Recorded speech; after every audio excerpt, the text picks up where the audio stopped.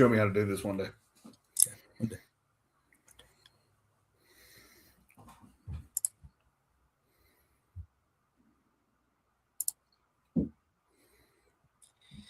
Hello, everyone. Welcome to your favorite podcast. I am one of your co-hosts, Nick Manning, here with Chris. I know all ball Whitright. We have a special guest today. We're talking about the Colorado Rockies. No one knows that team better than Drew Creasman, who will be joining us here in a second. Hang around. We will be right back.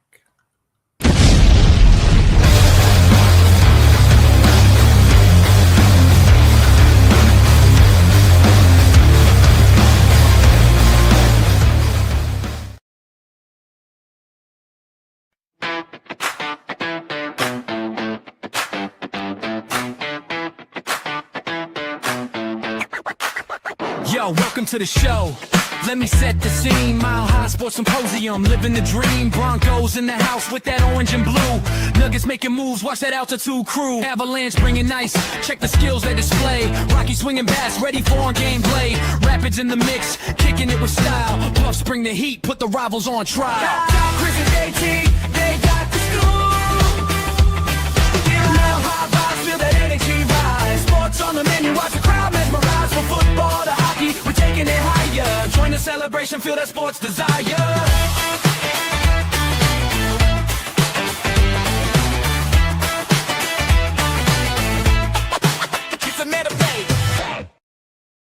Chris, you made the intro. Wiggy, wiggy. I know, it's a new day. Yeah, you made it. Well, again, we are going to be joining a special guest. Before we do that, just because I don't want to ruin the momentum, we're going to do all the fun stuff first. Like, subscribe, Orange and Blue Network, Twitter, Facebook, the things. Feed the algorithm, click the stuff. We all like it. And then again, if you like sports, we got shows in different area codes. From Monday to Friday, sometimes on the weekend. Go check it. If it's Viva Los Broncos, the best Spanish Broncos podcast in the market, to a variety of them. Feel free to do that. If you like ball, you'll like the network. And if you have 4 kids like me, caffeine might be your friend. Dubby is awesome. It has all of the good stuff, none of the bad stuff. Again, if you can't pronounce it, don't drink it in your face. Use OBN10, get 10% off. Remember that by Bonix 10, because he's number 10, and easy to remember. So the old smash and grab, getting that one out of the way, I'd like to welcome one of the reasons why I fell back in love with baseball, my friend Drew. Welcome, Drew Creasman from Mile High Sports in the house. I'm super glad that you're here. One, because we get to talk about baseball, which makes Chris mad. Let me reframe. Talking about the Rockies makes Chris mad, or made Chris mad. Sure. Baseball wasn't the issue. It was the Rockies, but I'm slowly wearing them down. But really glad that you're here. How are you, my friend? I'm doing well. I've got stuff to talk about this baseball season. My kid is sleeping, so I'm doing great.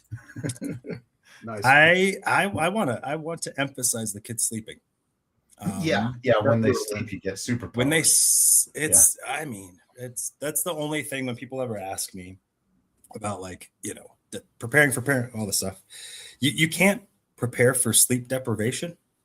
Right. Like that's like the thing that you can't prepare for, which to me is the hardest thing. And so, unless you're going to do Navy SEAL training or something, right. Like, it's just, good luck. Yeah. Hope you figure it out. And really glad for you. I have no doubt, sleep or no sleep, you're a rock star at home. I can say with confidence. So let's pop in. So last year, the Rockies lost 100 games for the 3rd straight season after never losing 100 games in the franchise's history. Right. And this year, they're not just like playing good baseball, but entertaining baseball. I mean, baseball that I feel like is a good brand of it. But we got to ask, is it real? And because this fan base deserves to care. And then Drew, you covered every version of this team, and we want to find out if we can trust Blake Street or not. And so the question I want to give to you first is the product on the field real? Is it real? Yeah. It's hard to say. For the most part, I would argue, yes, it is. They brought in several veteran players who just raised the floor of the team just by being guys who've got 10 years of Major League Baseball experience and have played on multiple teams, some good, some bad.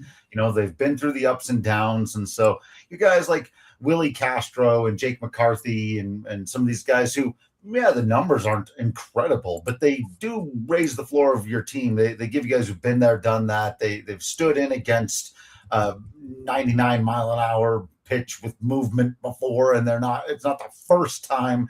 And, you don't have half your lineup seeing that for the first time, which I think has just, it's changed things in a good and important way from the floor. Now, does that mean that, because they've been hanging in there against these good teams, that once the schedule lightens up, look out, here they come, they're going to play 500 ball, or they might flirt with the postseason? Now let's calm down a little. They didn't lose 119 games last year. They can make a 20 game improvement and still be one of the worst teams in baseball.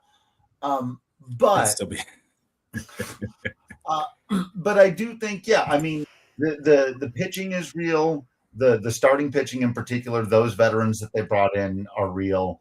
I've thought Mickey Moniak and his renaissance has been real from the beginning. So some of it's not going to be long lasting either. The Rockies are doing this whole like in for the climb thing. We're just letting people know like it's going to be a little while until we're good, but be here for the growth or whatever, right? And it's also, there are going to be those moments where you take small steps back on your major league team, because the smart thing to do at this trade deadline might be to move some of these guys who are playing well to help build around that next wave so that you can build more sustained success instead of just not being terrible. Like, not being terrible is a good goal to have right now. We've had enough terrible. Done with terrible. We've had enough terrible. Yeah, but then I appreciate the acknowledgement of competitive baseball. Quality. You don't realize how much that matters until it's not, right? Till it's futile, and what we've watched has been pretty rough. And for a baseball community, a state that really enjoys the sport, it's been. Chris is an example who literally has broken him and his desire to watch baseball. And I think if you show me a bad product, I'll show you an owner that's disconnected. And as we all know, the Monforts weren't exactly loved by the region or the fan base. The Pennership, the Penner ownership. Oh, I like that, Pennership. And the Pennership, for free. You can take it. You can take it and use it. Obviously, with what they bring, with the connection of DiPodesto and bringing folks from outside, what should we make of it? What should we make of? Is this change for change's sake, or is this real progression to move this organization from, okay with being okay to a real competitive outfit?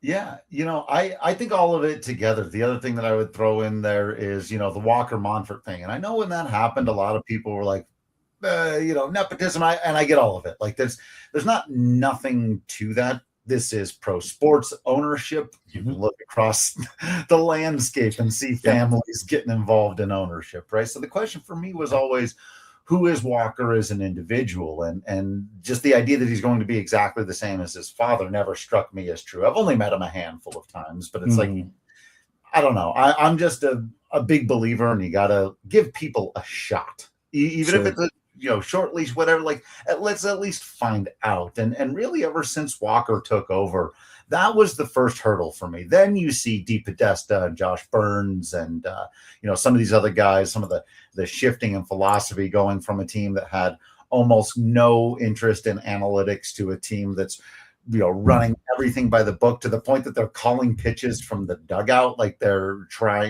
using openers, they're using all kinds of advanced bullpenning strategies that have been working out for them. So those kinds of changes are real. And then you bring in the printers, right? That all of that happened before this group now comes in and says, okay, we're going to buy out all of your debt. We're going to help you invest in the team. For right now, they don't have any controlling interest, but 40% is a lot. You might want to get a voice in the room at least, right? It's like, you get a nice chair in the room, I would think. And so, but still, to me, it's like I said, it's all of those things together. And starting with Walker Monfort, now that you've got a younger generation, even that in and of itself, I think you've already seen the embracing of the analytics, any number of things that it's going to take a while before it fundamentally changes the product on the field. But yeah, I do think that the upstairs changes are for real. I thought the most telling quote of the entire offseason, can't remember which press conference, if it was the Josh Burns one or the DePodesta one, but Dick Monfort kind of joked about Walker. He said, I guess they're kind of pushing me out, aren't they? Yeah. And I just went, good. That does you said it. So if that's happening, then I think everyone's going to be fine with that. So which famously he was an owner that said, right, when I won't ever sell it. Right. I mean, he was pretty defiant in his place. And, I bet you would like that, wouldn't you? Kind of thing. And so for him to even joke the other way, I think is interesting. Let me ask you really quick, just because I got to get, if you're a tin foil hat guy, you are a much better hat guy than me. Like you're just phenomenal. Anyway, but we know that the deal with the Penners was 11 months in the making. At least that's what I don't know that. I have read it. Let's keep it real. Yes, has been reported. My ear is not to the same street as yours for sure. But as somebody with a business background, knowing that the front office changes were made, and then understanding that these conversations were happening when those front office changes were made, right? When do you think there is a direct correlation to the Rockies doing the outside thing for the first time ever in life, and the Penners saying, we have a whole bunch of money and we would like to come give you some of it? And especially understanding that at least the sports outfit of the Penner group is winning and first class, right? Which is not what I would say for the Rockies in terms of that. From what I know, they're a very loyal group. Like, you would like to work for Dick Monfort because he won't fire you and he'll give you all this stuff, but not necessarily winnings first, for sure. I think we can all say with some confidence. So do you think there was some correlation? Do you know if there's correlation? What can we make of maybe the timeline, and if one had to do with the other at all, or maybe they just decided to try and be good at baseball? Yeah, I definitely don't have any inside information on that one. Sorry to disappoint. But it wouldn't surprise me. I do think the biggest thing was just the losing over the last several years. It's, there's been a lot of back and forth about how much does Dick Monfort truly want to win? And you were kind of getting in on it there too. And I think some of that is overblown, but you do also have to, when you do that much losing, you've got to listen to outside voices. You've got to start letting other people helping to make the decisions. The whole thing had gotten way too insular, and he's admitted to that. So I think it was probably a number of voices, including his own kids, telling him stuff's got to change. That there has to be a change. And I've heard them talk about it post. And one thing I've heard both Walker and DePodesta talk about at length was a recognition that Rockies fans are awesome and they really show up when the team is good, and that there is a culture of baseball here and there is a great history of baseball, even if the major league team has gone through a pretty rough patch, especially lately. And so I appreciated that recognition that there's that the reason to build a winning team is in service of a fan base that is deserving of one. And I think that's cool. Yeah, I think you nailed it. I think that was, I know, something that Chris has talked about the, at some point you got to show loyalty, not just to the people that are in the building, but the people that have supported the product in millions, right? I mean, it is pretty remarkable how little we need in terms of good baseball to show up to baseball in the state. And so, and that's how I think being able to watch this season and actually watch games this season and feel like your team's not out of it if they're down a couple runs, or there's just how quick that sense of like, okay, yeah, like that's all I need. That's what I need. The fix of every game we got a shot kind of thing, and seeing how, how minimal the bar is. We're not, this isn't New York or where it's, if you're not winning World Series or whatever that is, then we're firing people. We haven't earned that, that's for sure yet, but we do deserve absolutely 110% the investment we're giving back, right? And this isn't Tampa or Oakland where people aren't showing up at all. This is a place where we show up, and even when things aren't all that it could be, for sure. Do you think if trust, maybe can I get your take even maybe from like the press side of it? Because I think that's really good. Chris had jotted down a really good question of just like, what's the vibe with the people that cover it? So, your peer group who like you has seen many a more and is aware of, you've seen our workings of stuff. We get to just see the product and press conferences and that kind of stuff. One, what's that vibe? And is your peer group, do they believe what they're seeing? That's an interesting question. I'm not sure how many of them would appreciate me. We don't need names. Well, we don't need names. No, for sure. I think generally speaking, I have found them to be a pretty cynical bunch for the most part, and you can understand why. Which, yeah. And you, and in defense of that, you are a positive person, and so you have always been like a glass half full more often than not guy, and I think a lot of sports writers in general aren't. They're not looking for the joy of the sport, right? They're looking for whatever that might be. So just, I guess, in their defense, I don't know that's defensive. Yeah, no. Cynical group is a nice way to say it, for sure. Yeah, sure. And cynicism can be helpful at times in this business, and I get it. I prefer a healthy skepticism, but so, but it's tough, and I think it's the same with a lot of fans where it's just there's so much anger and so much frustration over the last couple of years. Well, hello. Now I've got a friend that I might have to put back in bed for just a second. But I think some are coming around. A lot are still really hesitant. Some won't until they win. It's a lot like the fans in that way. But I do think even more so if you've covered it for 20 years. Yeah. Let me get him back in bed. I'll be right back. Go do the daddy thing.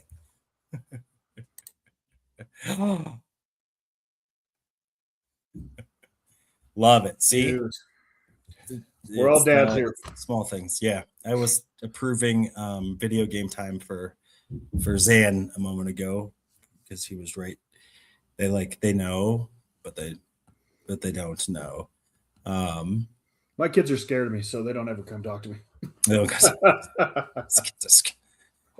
you don't go in Daddy's office. No, I think it's an interesting point that Drew brought up, the fact that they're a little cynical and they mirror what the fans are feeling. And it's a problem because we've struggled with this time and time again, that we just really want to see a good product on the field. So, and it's comforting to know that the writers, the people who are, behind the scenes have that same kind of perspective. So, yeah, maybe Drew, with that, what's the kind of that take? What's actually different now? Maybe just as we talk about the front office, about DePodesta and Burns compared to other regimes. I think unless you're really a baseball fan, all you know about DePodesta is that he's the Moneyball guy, and maybe you know that Jonah Hill in the movie. Jonah Hill, and so there's minimal context to that. If you're into baseball, you kind of maybe understand their background with the Dodgers and Oakland, obviously, and some of those things. So maybe tell us like what actually is different, and then maybe contrast that with previous regimes. This is what you'd see, and with this to varying degree. I mean, they've been on the job for less than 6 months, 7 months? Something like that. So it's, I mean, but I think the team, or at least the players, have already talked about differences and things like that. So we'll let you kind of take the floor and what you've seen different from previous regimes with the new front office. Sure. I'll give you a small one and a big one to start with here. Yeah. The small one is they do more press conferences, which is great for us. They get us all on a Zoom meeting and they say, hey guys, we did a thing. We signed some guy. If you've got questions, here you go. I'm like, okay, good. That's nice. Yeah. They're accessible.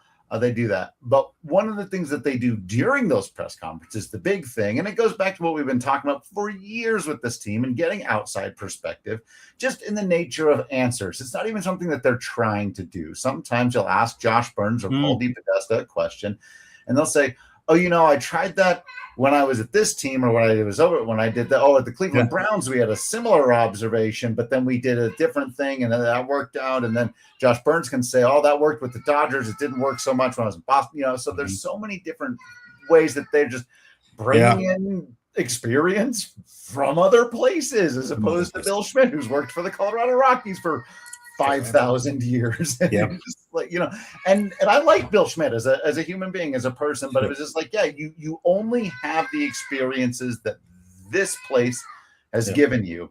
And now they're bringing in all of these other different things from all these different places, and the two of them have different ones. So that's correct. Drew, correct me if I'm wrong, but this is Josh Burns' second stint with the Rockies. So what specifically has been like a change with him from his first stint to his second stint? Yeah, well, he went to the NFL for about 10 years. That was one big thing, right? He had to run off and go do something else for a little while, and that was before really that he had done the Moneyball stuff. So I think, different. Also gone to different leagues. Been in the National League. He's been in the American League. Just a couple of decades of living. Like, he answered this. This might have been the very first question he was asked in his very first press conference. So it's a good one to bring up. And it's just like, he's just older, wiser. You hope. Yeah. Okay. What and so just to be able to bring this point a little bit, right? So when you're talking about like the differences, so both DePodesta and Burns. So obviously then they also hired people from other places too, assistant GMs, etc.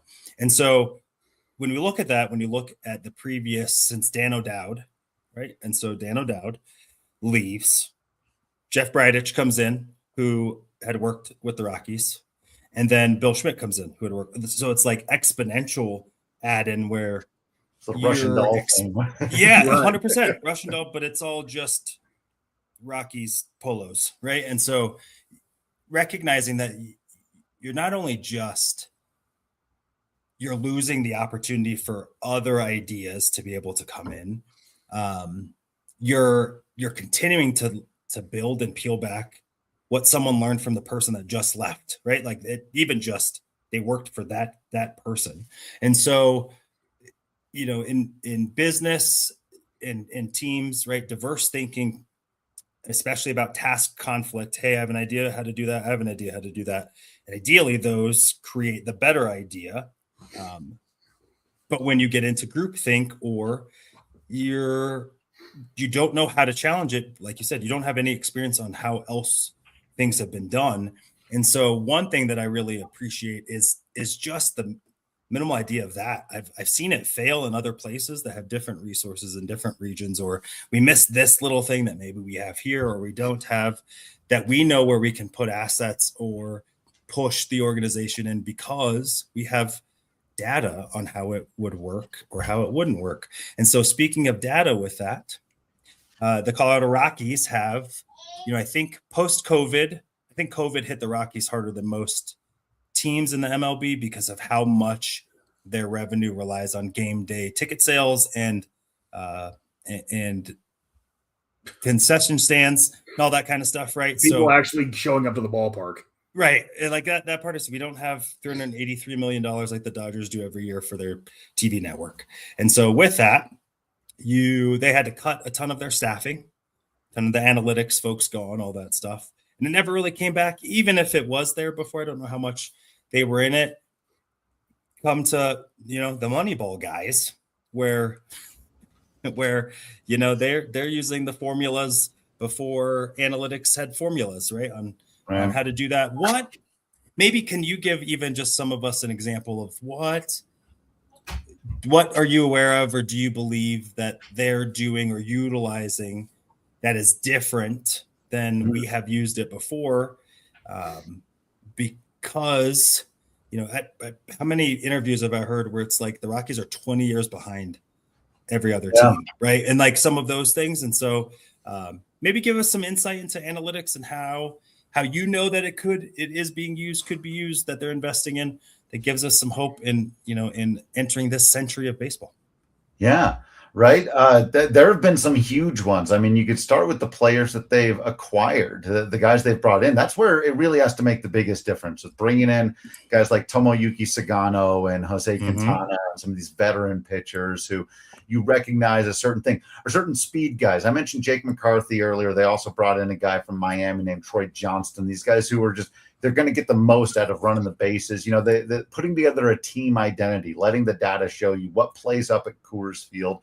Those are the types of players that we're going to acquire on the pitching staff. Veterans that don't walk guys, position players who are freak athletes who can run the bases well. And if they happen to put the ball in play, then you can make the most out of it, right? So they went and they did that. But the biggest thing that I've noticed in actually watching the ball games, there are two things: one on the pitching side, one on the position player side. Kind of talked about pitching earlier. They've been using openers or both relievers, even more than just having a guy open the game. Now, Chase Dolander's been a revelation this year. I don't know if they planned on having him pitch 7 innings in the middle of baseball games multiple times. And he's probably just going to get moved into the starting rotation. But guys like Antonio Senzatella, who can throw 2 or 3 innings by design out of the pen. He's been a revelation too in his renaissance. He's been phenomenal. Yeah.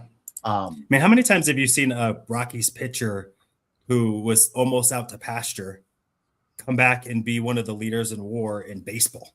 Right. I can't remember. I mean, De La Rosa is the only guy who did it, but like he changed teams, and which was weird enough. Like that was also weird. Yeah.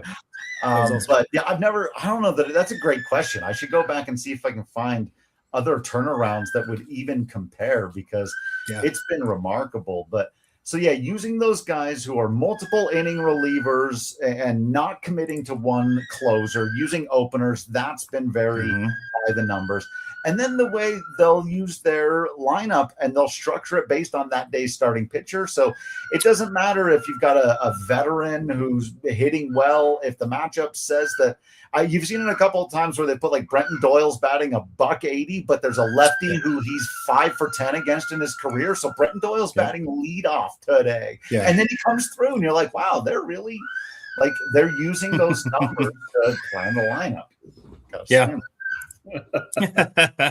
It's funny, as you can tell that Chris and I are both that, because we're not phased by it. And not even a little bit.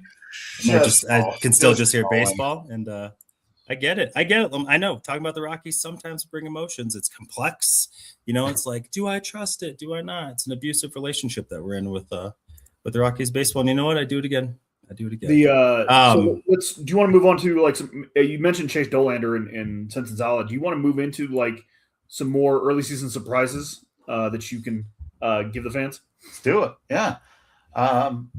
So some of the other guys, TJ Rumfield was somebody I had never heard of. And when they traded for the Yankees, I was like, I kind of like Chevy. He sits on 99 with some movement with the fastball. You traded a good pitcher for a first baseman. Well, Chevy didn't make the Yankees roster, and TJ Rumfield has been one of the best hitters in maybe the outside of Mickey Monia, who we keep mentioning. But Rumfield is, for me at the plate, just been a joy to watch. Every at bat's a good at bat, even when he doesn't come through. Like, he's hitting the ball hard to all fields.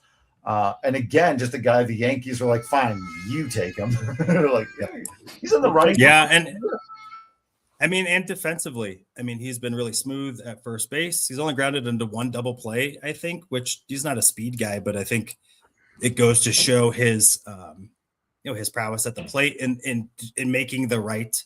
It's how many, like, baseball's so cliche, but it like works because it works. Like, he just makes good baseball plays. Like my dad would just turn over. Take a good at bat, put the ball in play, good things happen. They're all real things.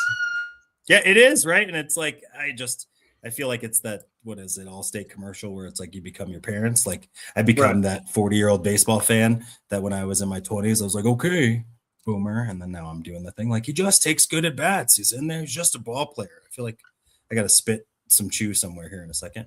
But maybe go about that. I mean, that's one of those moves where on paper, the Rockies sent away a pitcher with talent, which is not an ideal thing for the Rockies to ever do, to bring back a only first baseman, right? Like, he's not playing third. He's not offering position flexibility, really. He's a guy that's going to play first base.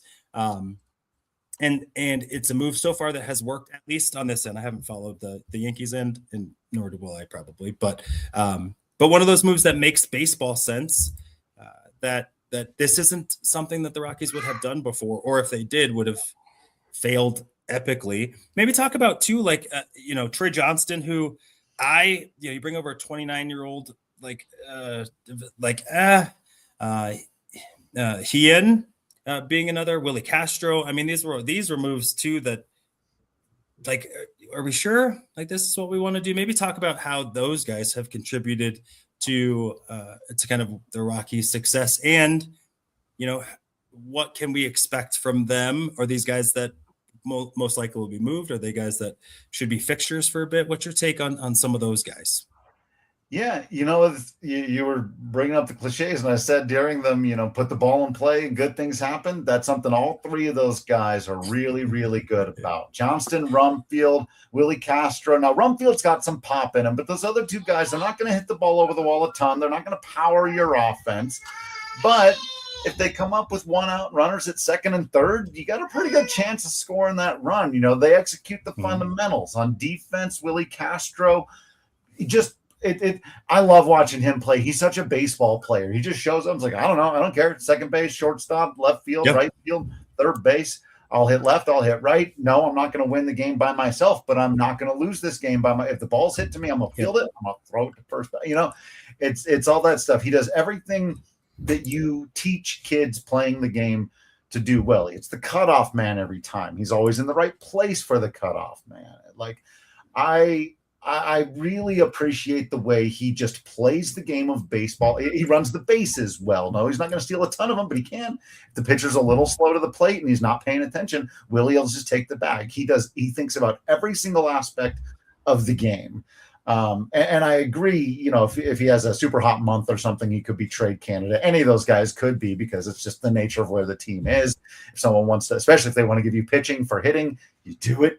You always do it, except for the Chevy. Yeah, right.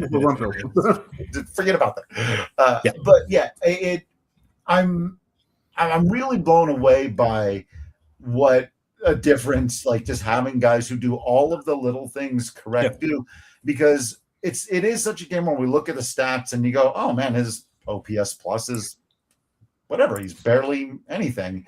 You go, yeah, but he doesn't make mistakes. Yep. And sometimes baseball is a game of who makes the most mistakes today. Yep. Yeah, I mean, at this level, at the professional level, right, more games are lost than won. And game of inches, all of those things are accurate. And I think you're able to see it because those are guys that aren't jumping off of the TV with God-given talent, right? These aren't, Mickey Moniak was number 1 overall pick. Once he figured it out, he figured it out. These aren't going to be those guys. And so winning in the margins for a team that doesn't know how to win, I think is a really big thing to bestow on the younger guys, right? So you said making the right plays, playing with confidence, not killing yourself.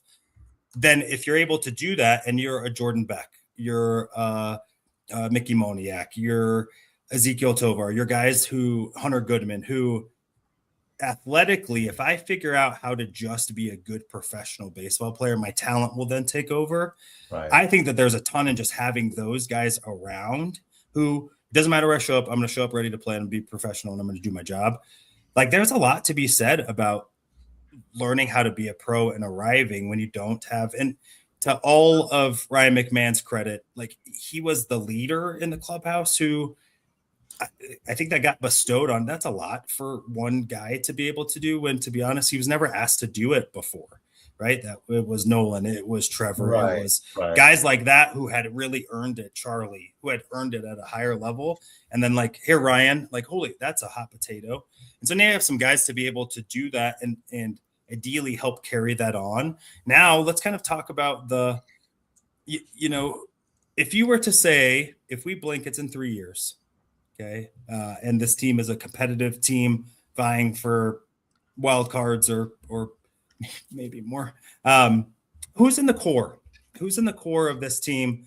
Like who is, if you're saying, all right, hey, Nick, assuming that this team now is a 90-win baseball team, for that to happen, who of this group will need to be in the core? Who do you see being a part of the long-term prognosis of a winner? That's a good, tough question because, I know. Not feeling great about that. I know the whole Creasman household is like, that's a doozy, Nick. We all gotta. I feel it. I feel you. You got on a long stretch of being nice and quiet too, but you said, "Nope, I don't like this one." Nope. And you know what? Too many guys that are gone.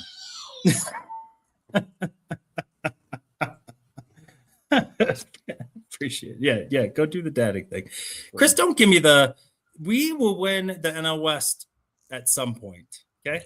Well, I mean, everything's going to happen at some point, but right, exactly. So don't give me that. Don't give me like that. That can never happen.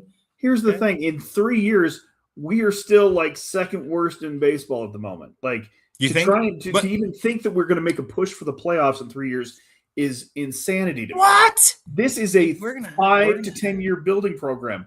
We lost. I guarantee. I will put money in 3 years. We will be meaningful September baseball. Like, and I mean meaningful. Like we are within. I guarantee it. We're in the hunt. I don't even. You know what? I'll give it to you. Honestly, 3 years that we are in the wild card. I don't think it's going to take that long. Honestly. Boom. And what do you know? I don't. Drew? Wait. Drew, tell me why. Well, right. So, that's first what of all, he's going to do. Hunter Goodman is your position player guy that you're building around for the futures. One of the best offensive catcher in baseball. Yeah, and very quietly this season, he's turned into a very good defensive catcher, and he's one of the best at the new ABS system. So he's really turned into an all-around player that you can absolutely build around. I think, despite the fact that he's off to a tough start, I also think Ezekiel Tovar is going to be fine, and he's going to be one of the guys that you're going to continue to build around as well. He's young. He's still 24. Feels like he's been around forever. He's a very young player with a ton of talent. At the very least, you've got a Gold Glove defender at shortstop to build on top of with him. And that you could say the same thing about Brenton Doyle in center field. Literally all of it. Off to a slow start, Gold Glove defender.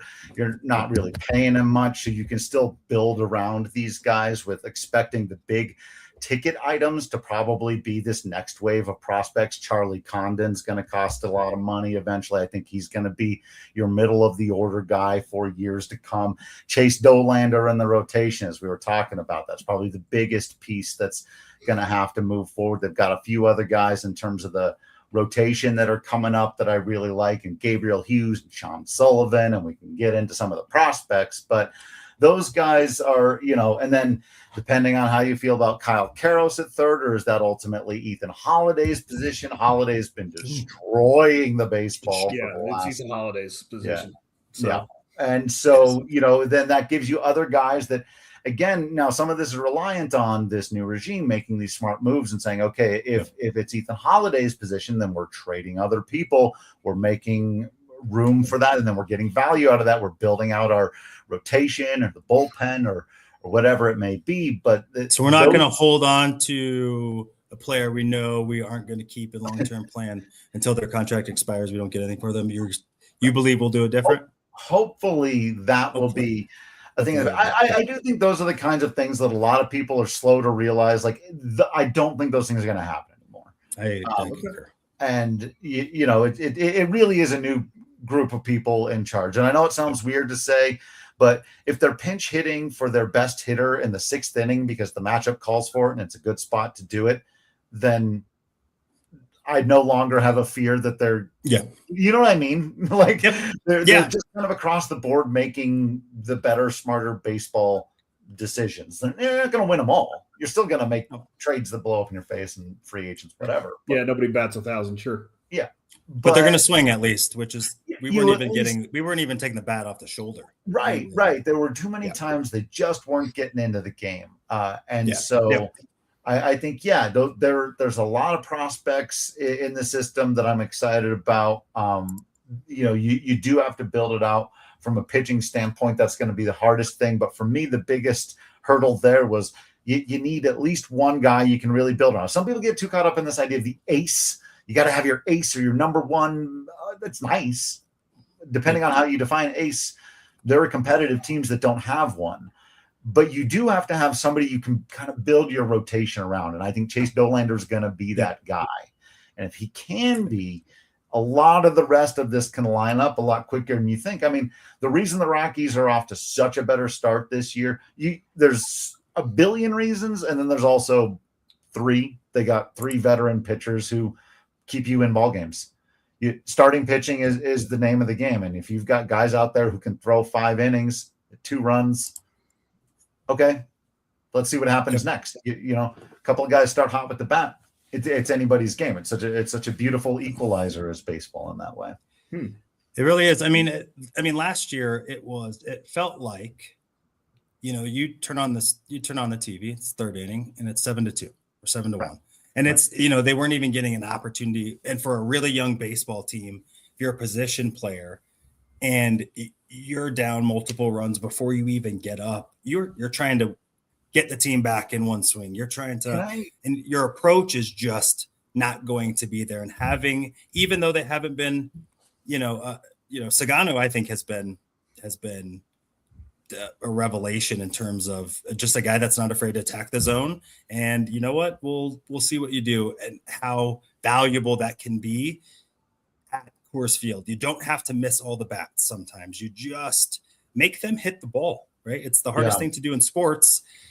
See how it goes. Michael Lorenzen has not been as good as we would have hoped, but again, he's a guy that has a 2-3 record, which means that he's in the baseball game long enough to be able to give you an opportunity to win. Kyle Freeland hasn't been overly impressive, but again, Drew, you wanted to say something. Go ahead, please. Yeah.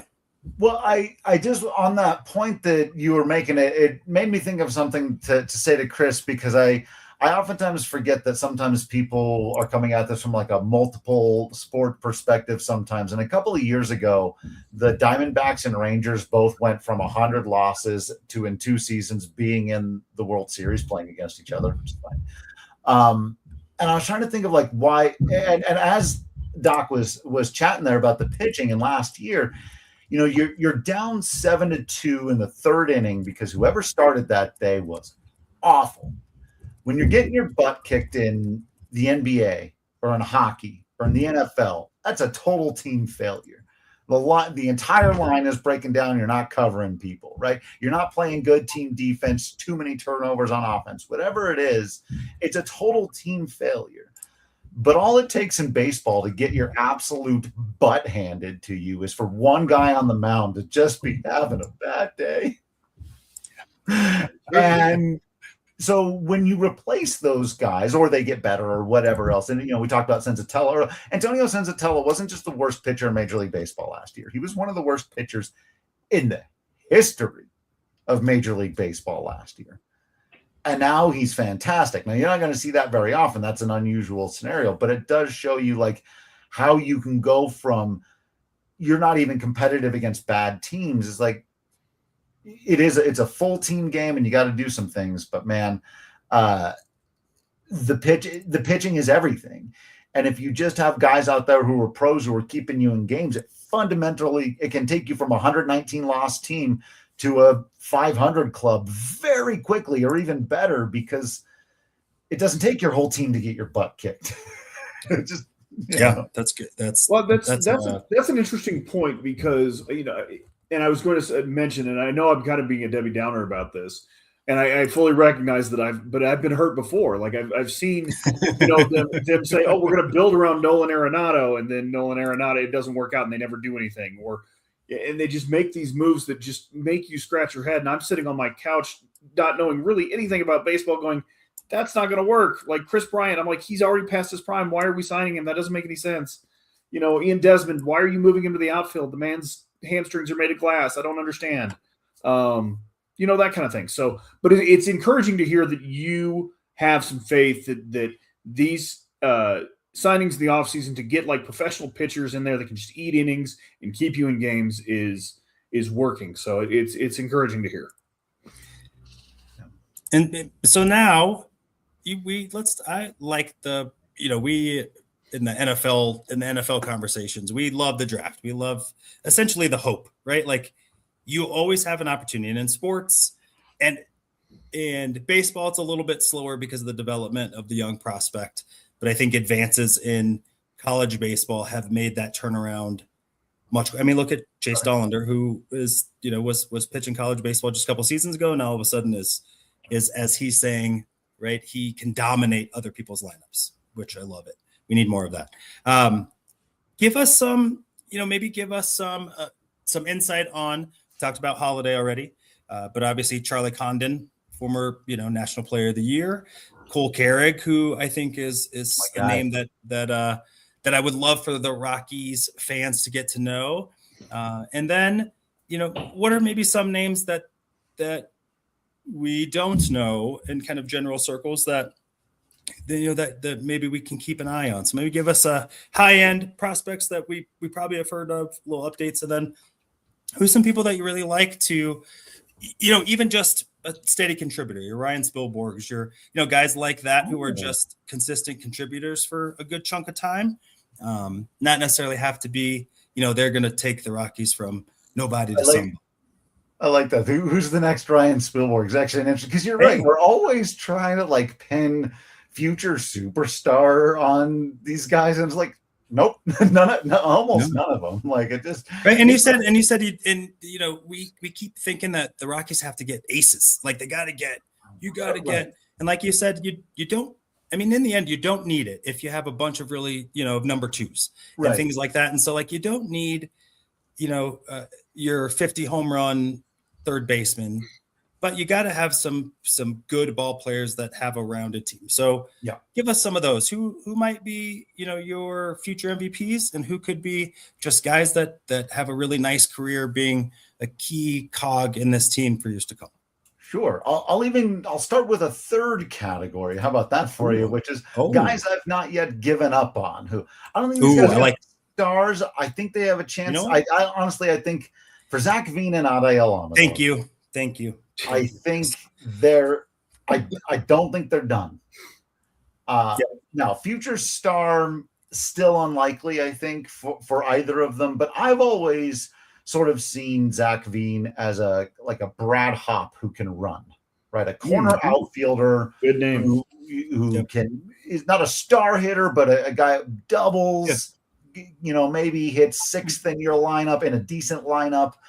With Veen, he does can run the bases really well element, and so he got off to a slow start at AAA, but he's been better the last couple of weeks. I'm curious about him. Similar things going on with Amador at second base. and there's just no clear like who's your second baseman of the future for the Rockies. So that spot is still kind of up in the air. And I'd like to see Amador come through there. So yeah, those are the guys. We already mentioned Charlie Condon for the potential star.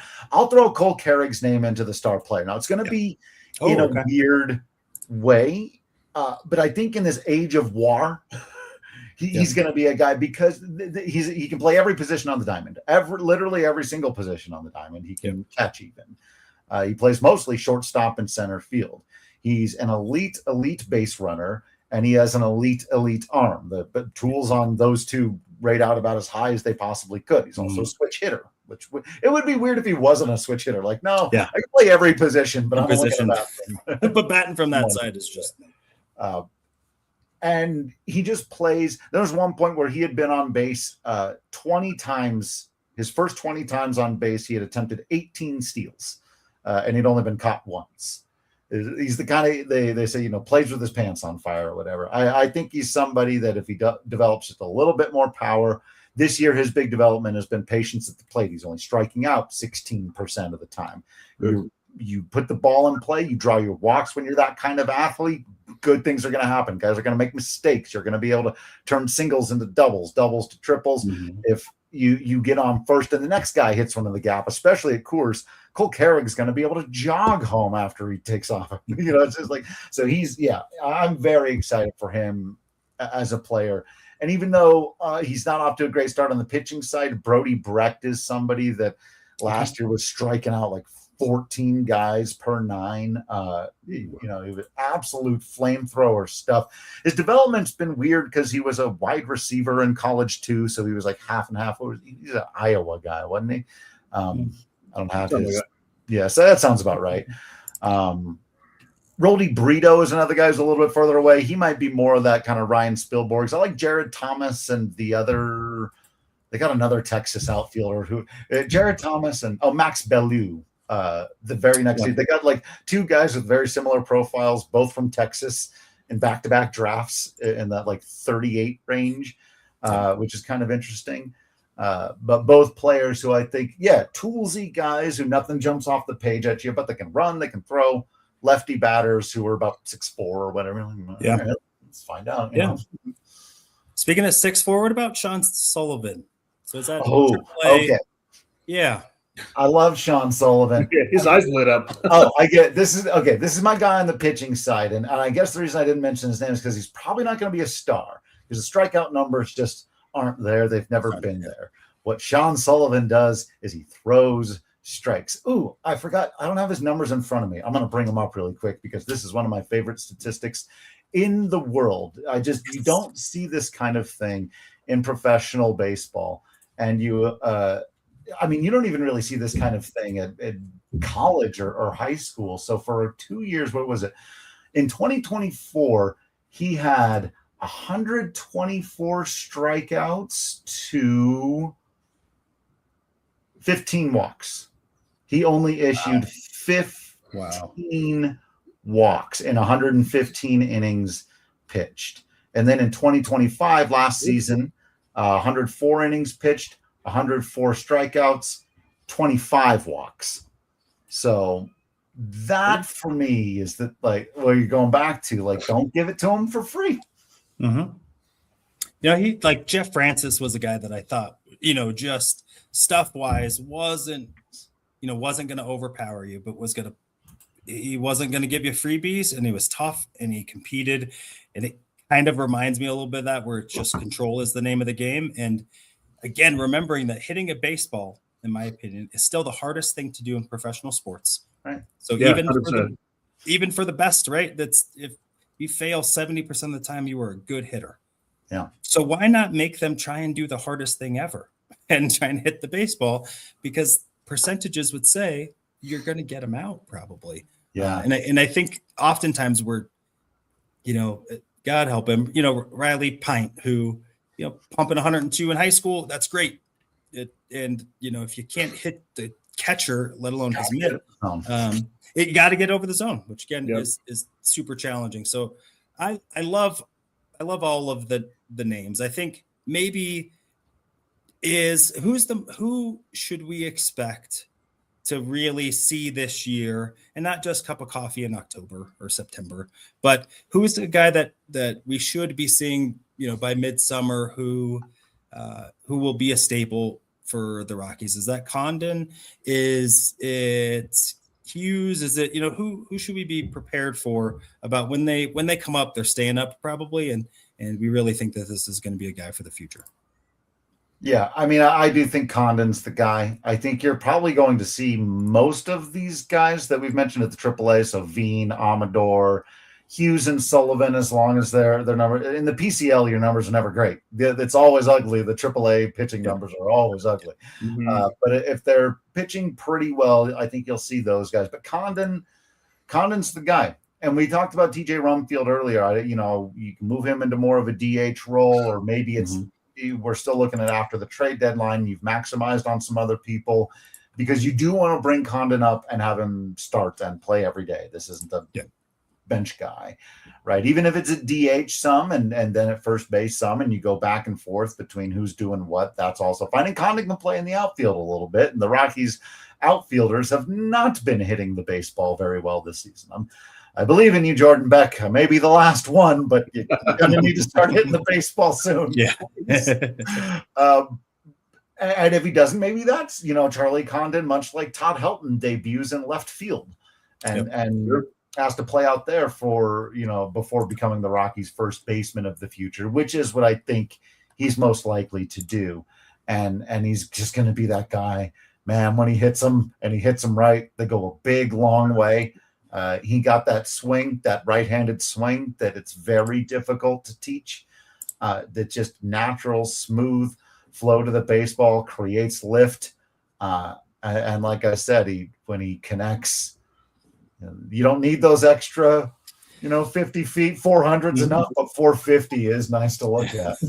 Hey, Drew, are we going to see Holiday, do you think? Or is he still going to be another year away?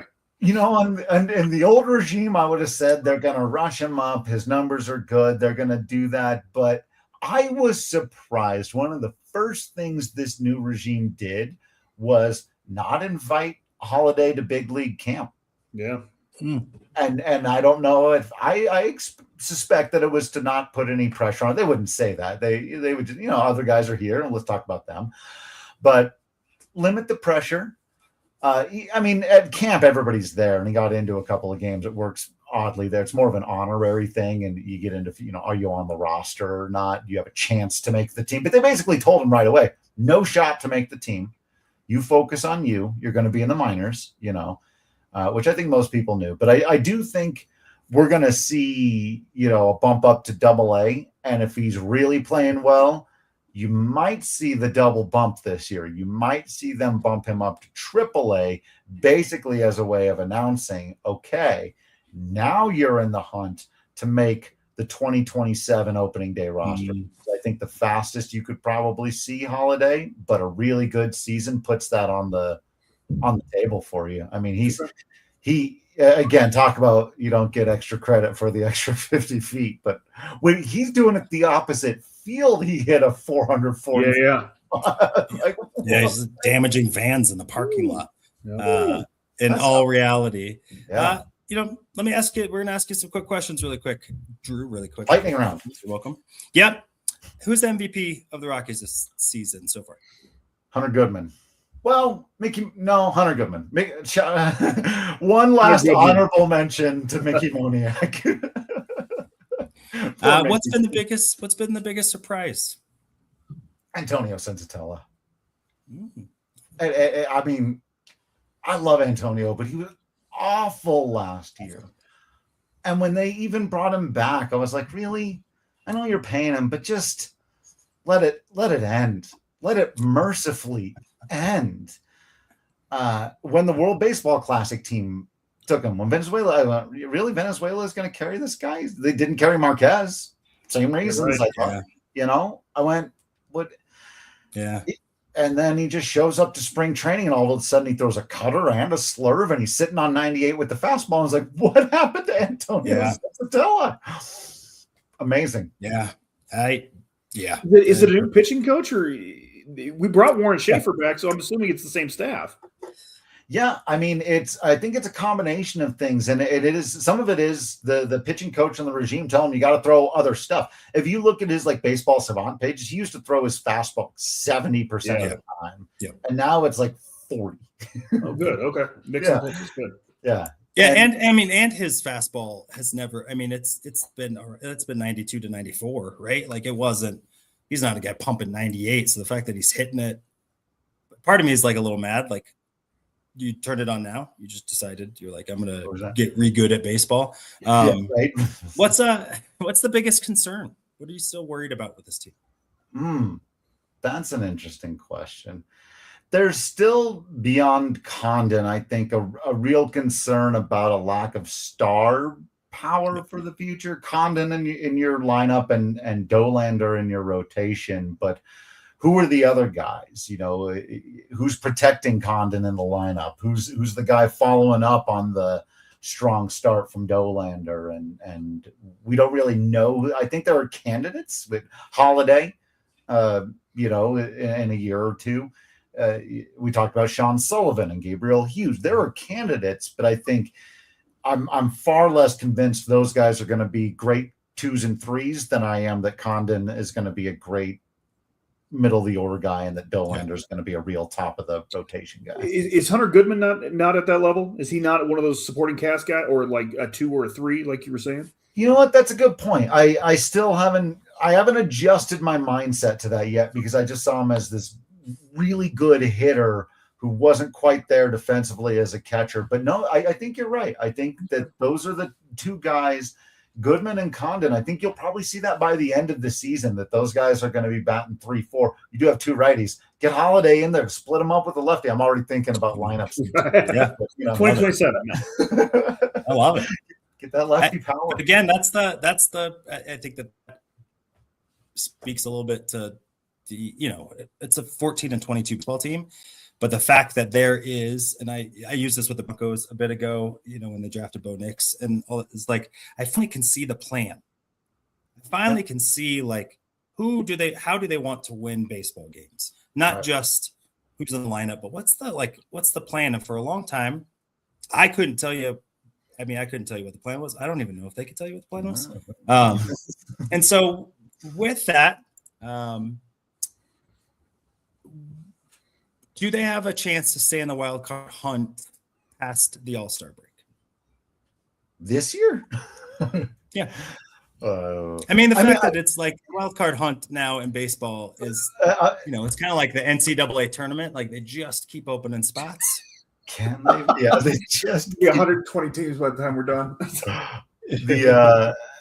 Can they flirt with 500 even? Could they even get back to 500? That's an interesting question because the schedule. Because I think if you're 500 past the All-Star break, I think that you're in. I think that you're in contention in for the hunt. Yeah, you're in the hunt. You're a good week away from. One of the things that's going to happen eventually too is because this team doesn't have any depth, that they're going to go through some bad stretches. They've played some of their best baseball so far. It's almost unfortunate that they've done it against the schedule they've faced. If they'd have played this well against less good teams, they'd probably be 20 and 14 or 100%. Too many games against the Dodgers and Padres, man. That's rough. But those guys aren't going anywhere. They're still in the division. It's California. Still got to do that. So no, but I will say before the season began, I predicted that they would not lose 100 this year.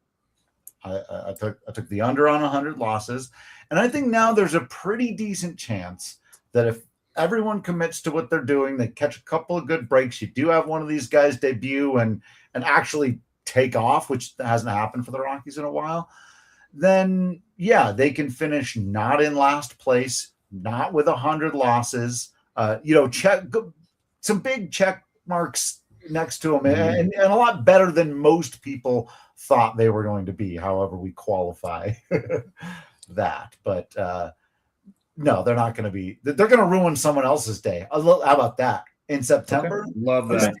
They're going to ruin a few other teams' postseason opportunities because they're no longer a team you can just take for granted. Nobody can. Now, the Dodgers learned that. Yeah. They came in here, they dropped 2 straight. If you're on an off day, your pitcher doesn't have it that day, or if they're running they're doing the things they do well, the Rockies can beat you. And that's why I'm actually excited every day to watch baseball again. Yeah, love it. Can you believe Love that? it. Last thing, who's the Rockies All-Star representative or representatives? Let's get Mickey in the game. I mean, it is tougher at catcher because there's typically fewer spots, and Will Smith is there. Pretty good. He exists, so that's always tough. Right. It's probably going to be Hunter Goodman again. But, man, Mickey is, like, leading the National League in home runs. He's been leading in OPS. He's been, like, second or third in Major League Baseball in OPS since June of last year. It's not nothing. It's not coming out of nowhere. He was a former number 1 overall pick. The All-Star game is in Philly this year. So he was their number 1 overall pick that didn't work, and they cut him, and everyone in Philly that had a huge hype for this guy, it's like didn't pan out. To send him back there as an all-star would be interesting. Let's just see what happens. Yeah. I'm here for it. I'm here for all. You can't trust those Philly fans. I'm just saying. You can't trust them. I mean, would they boo him out of the building, or would they cheer? Or would they, you think, boo for being an all-star in someone else's uniform, right? They threw banners at Santa Claus, for Drew. sure. Anything can happen. For sure. Great. Their pettiness in Philly knows no bounds. That's for sure. Maybe lastly, where can we find your stuff, Drew? Oh, yeah. Well, all the stuff's over at Mile High Sports. We got the YouTube channel, making a lot of cool, fun videos for them on the YouTubes these days. Most of it gets onto Instagram, but I'm not on Instagram that much these days, so I don't know. I assume it's there. The written content's at milehighsports.com, and you can find me on Blue Sky occasionally, chatting, thinking, talking, sharing pictures of my kid or my dogs. Love it. Thanks, Drew. Yeah. Well, we appreciate you. You are, as the kids say, literally the best. So I appreciate you. It's always fun, and I'm excited for us to get to a game so I can learn more. That sounds like fun. Let's go. Yeah. Thanks, guys. Right. Appreciate you. Shout out to Chris. And that will do it for us for today. From football to hockey, we're taking it higher. Join the celebration, feel that sports desire.